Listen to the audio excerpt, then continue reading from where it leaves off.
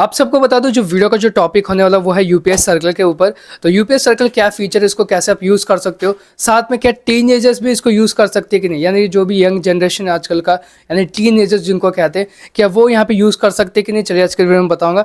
और साथ ही में जितने भी लोग यहाँ पे वीडियो देख रहे हो, सबसे पहली चीज़ आपको इसके लिए ना एक बैंक अकाउंट होना ज़रूरी है। काफ़ी लोग सोच रहे हैं कि भाई सिर्फ बिना बैंक अकाउंट का चलता है ये फीचर, ऐसा बिल्कुल भी नहीं है। इसके लिए एक अकाउंट होना ज़रूरी है। अब वीडियो में आप समझ जाओगे क्यों अकाउंट होना ज़रूरी है, क्या कुछ इस फीचर का जो भी मेन काम है वो है। तो चलिए वीडियो को शुरू करते हैं। ये फीचर क्यों यहाँ पे काम का आता है, चलिए मैं बता दूँ। सबसे पहली चीज़ यहाँ पे वो लोगों के लिए बता दो जो लोग यहाँ पे दो सिम यूज़ करते हैं और जो दोनों सिम है दोनों अलग अलग फ़ोन में यूज़ करते हैं। तो उन लोगों का होता क्या है कि एक फ़ोन नंबर पर बैंक अकाउंट लिंक होता है और दूसरे फ़ोन नंबर पर बैंक अकाउंट लिंक नहीं रहता, जिससे होता ये है कि एक ही नंबर पे वो लोग बैंक अकाउंट यहाँ पे यूज़ कर पाते हैं, यानी कि यूपीआई पेमेंट्स हो गया या फिर जो भी उनका पेमेंट जो भी करते हैं वो सिर्फ एक ही नंबर से हो पाता है। अब एक दो दूसरे नंबर पे तो सेम अकाउंट लिंक नहीं हो सकता। तो इस कारण से यहाँ पे ये जो फीचर को ना भीम एप्लीकेशन ने यहाँ पे लॉन्च किया है। तो चलिए मैं बताता हूँ इसको आप कैसे यूज़ कर सकते हो।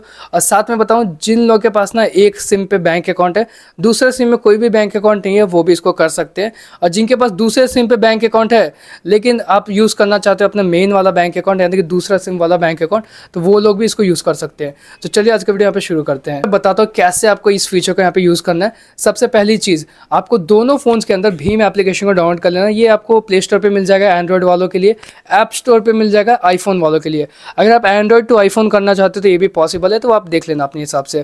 तो सबसे पहले दोनों फ़ोन में एप्लीकेशन आप डाउनलोड कर लेना और दोनों फ़ोन में लॉगिन करने के बाद यहाँ पे लॉगिन कर लेना। पहले सबसे पहली चीज़, जिस फ़ोन नंबर में बैंक अकाउंट लिंक है वो उसको मेन लॉगिन कर लेना पहले, और फिर से जिसमें कुछ बैंक अकाउंट लिंक नहीं है या फिर उसके ऊपर आप सेट करना चाहते हो यहाँ पे यूपीएस सर्कल वाला फीचर, उसको यहाँ पे लॉगिन कर लेना।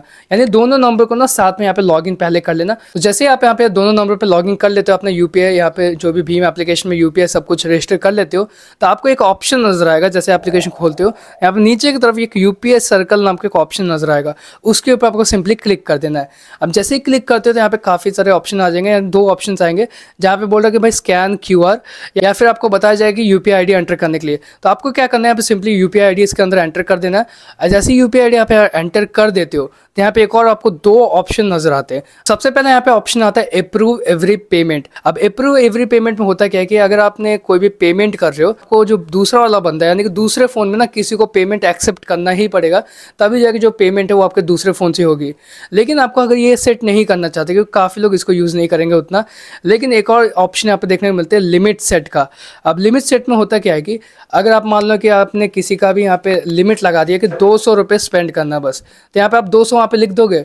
200 लिखने के बाद जैसे ही आप लिंक करोगे तो आपका जो पेमेंट है, अगर आप दूसरे फ़ोन से सिर्फ 200 का ही यहाँ पे पेमेंट कर पाओगे, उससे ज़्यादा का पेमेंट नहीं कर पाओगे। और उसमें पिन डालने की ज़रूरत नहीं पड़ेगी या फिर आपको रिक्वेस्ट करने की ज़रूरत नहीं पड़ेगी, वो डायरेक्टली पेमेंट जो है हो जाएगा।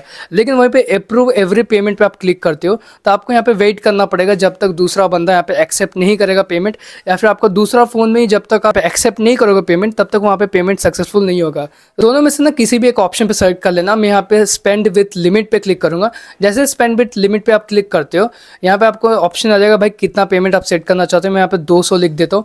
200 लिखने के बाद अकाउंट सेलेक्ट करने के लिए बोलेगा। अब जो भी अकाउंट सेलेक्ट करना चाहते हो कर लेना, आपको कर देना है यहाँ पे प्रोसीड। अब जैसे प्रोसीड पे क्लिक कर दोगे यहाँ पे आपका यूपीआई पिन पूछा जाएगा, तो यूपीआई पिन डाल देना। कोई भी पेमेंट यहाँ पे कट नहीं होगी। ये यूपीआई पिन इसलिए पूछ रहा है क्योंकि आप जब दूसरे फ़ोन से पेमेंट करोगे तो वहाँ पे यूपीआई पिन की ज़रूरत नहीं पड़ेगी। तो यहाँ पे आप यूपीआई पिन एंटर कर देना।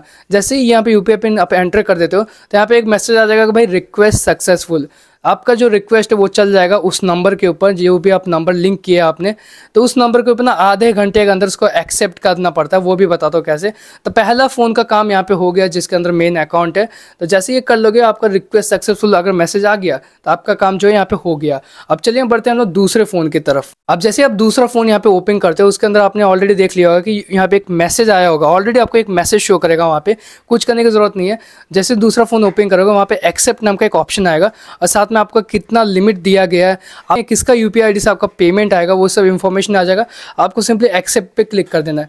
जैसे ही आप एक्सेप्ट पे क्लिक कर दोगे आप दोनों फ़ोन का जो वेरिफिकेशन है वो कंप्लीट हो जाएगा। इतना कंप्लीट करने के बाद जैसे ये दोनों सक्सेसफुल हो जाए दोनों फ़ोन में, तब यहाँ पे 30 मिनट बाद, यानी कि 30 मिनट का यहाँ पे टाइमर लग जाता है।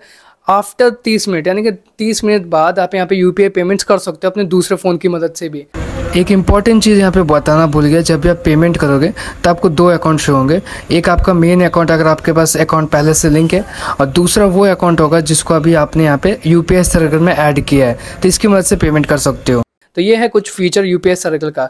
अब मैं बताता हूँ मैं अपना एक्सपीरियंस, क्या यूपीएस सर्कल फीचर जो है क्या सच में अच्छे से काम करता है कि नहीं। तो चलिए मैं बताता हूँ। मेरे बात करें तो भाई मुझे जो ये यूपीएस सर्कल वाला फीचर है वो पसंद तो काफ़ी अच्छा आया, लेकिन यहाँ पे सबसे बड़ी दिक्कत इसमें क्या है बताता हूँ। ये जो फीचर है चलता ठीक है, लेकिन कभी कभार क्या होता है कि मान लो आप किसी दुकान पे गए हो, आप यहाँ पे पेमेंट कर रहे हो, पेमेंट वहाँ पे स्टक हो जाती है, बोलता है कि भाई 9 मिनट रुको और यहाँ पे पेमेंट हो रही है। तो आप वहाँ पे वेट करते रहोगे, भाई पेमेंट हो रही है, और बाद में आप चेक करोगे तो फेल्ड हो जाएगा, फिर से आप पेमेंट करोगे तो फिर भी फेल्ड ही दिखाएगा। तो ऐसा कुछ मुझे यहाँ पे दिक्कत देखने को मिली है। यानी हालांकि लिंक तो हो जाता है आपका दोनों फ़ोन, पेमेंट्स भी होती है, लेकिन हमेशा पेमेंट सही से नहीं होता। काफ़ी बार इसका सर्वर जो है डाउन हो जाता है, पता नहीं क्यों, और पेमेंट जो है पेंडिंग में आ जाती है, पेंडिंग के बाद फेल्ड हो जाता है। पैसे कटते नहीं है लेकिन फिर भी पेमेंट नहीं हो पाती। आप एक बार सोच के देखो कि आपने मेन फ़ोन इसलिए घर पे छोड़ दिया क्योंकि आपने ऑलरेडी सेकेंडरी फ़ोन के अंदर आपने यूपीआई लिंक कर रखा अपना, लेकिन जब सेकेंडरी फ़ोन से पेमेंट करने जाते तो पेमेंट ही नहीं हो रहा। तो ऐसा भाई काफ़ी गुस्सा आता है मुझे भी, और साथ में आपको भी यहाँ पे काफ़ी गुस्सा आएगा। तो ऐसा कुछ मुझे दिक्कत देखने को मिली है इस फीचर के साथ कि भाई काफ़ी बार ये अच्छे से काम नहीं करता। तो जितने भी लोग ये सोच के आप जा रहे हो बाहर, घर से बाहर, कि आप अपने लिमिट्स के अंदर स्पेंड कर लोगे आराम से, आपने सेट कर रखा है यूपीएस सर्कल फीचर, सच बता दो भाई ये फीचर उतना कमाल का है नहीं जितना यहाँ पे बताया जा रहा है, क्योंकि पेमेंट फेलियर के काफ़ी सारे यहाँ पे प्रॉब्लम्स देखने को मिल रही है। तो तब तक के लिए आप यहाँ पे ट्राई भी कर सकते हो, ट्राई करके देख लो, अगर आपका अच्छे से काम करता है तो बढ़िया। लेकिन मेरा जितना है मैंने बता दिया कि मेरा भाई पेमेंट जो है वो पेंडिंग में आ जा रहा है बार बार, मतलब जितने भी बार मैंने ट्राई किया बार बार पेंडिंग में ही आ रहा है। मतलब 5 में से ना 2 ट्रांजैक्शन ही सक्सेसफुल होते हैं और बाकी के 3 फेल्ड हो जाता है बार बार। तो ऐसे ही दुकान पे जाके भाई फिर से आप ऐसे बेइज्जती ना हो जाए, तो इसके लिए आप देख लेना अपना हिसाब से। तो इस हिसाब से देखा जाए तो फीचर जो है ना इमरजेंसी के लिए काफ़ी कमाल का फीचर है। अगर इमरजेंसी में आप फंसे हो तो आप अपने मेन बैंक अकाउंट से पैसे कुछ जो है आप निकाल सकते हो। तो यही था फीचर, मैंने फीचर के बारे में एक्सप्लेन कर दिया। थी आज की वीडियो। आई होप आपको वीडियो पसंद आएगा। वीडियो पसंद है तो लाइक शेयर सब्सक्राइब करना। फिर मिलते हैं कौन मेरे साथ, तब तक जय हिंद जय भारत।